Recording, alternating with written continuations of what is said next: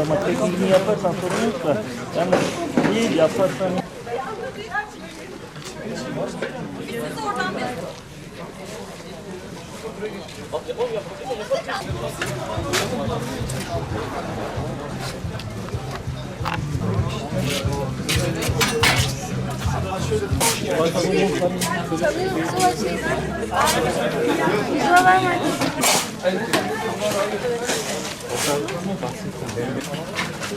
Bir de çimento yok.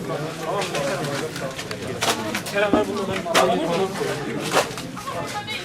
Hiç değil. Evet abi şu an. Mehmet abi gel abi biraz gel.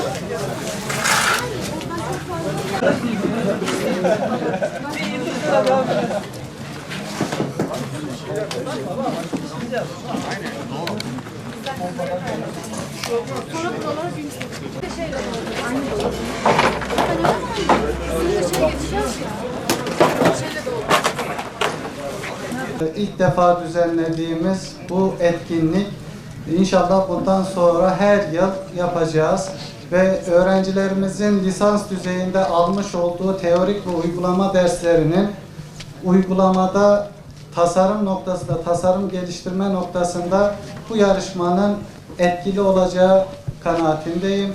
İnşallah bundan sonra da bu tür yarışmalara önem verip öğrencilerimizi teşvik edip öğrencilerimizin tasarım yeteneğini geliştirmelerini sağlayacağız. Ben Serhat Kaplan, İnönü Üniversitesi İnşaat Mühendisliği 1. sınıf öğrencisiyim. Yarışmamız bugün olacak. Duvar örme yarışması olacak.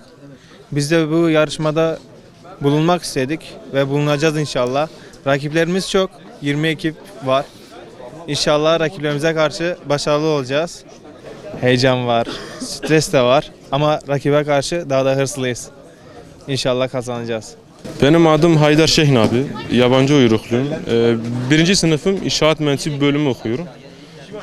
Yarışmaya katılmak istedim. En azından bir şey kazanmazsam da en azından bir şey nasıl diyeyim?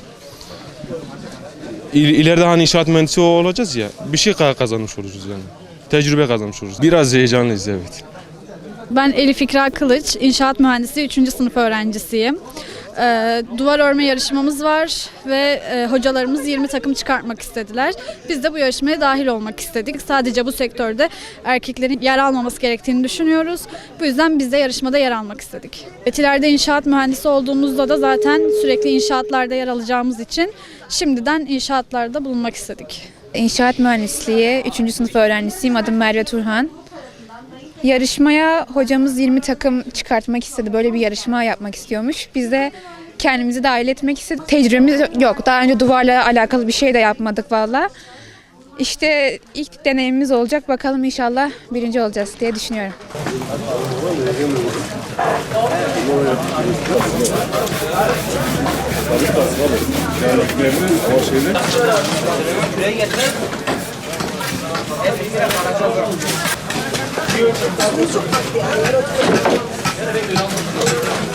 İşte olan olduğu gibi. Hocam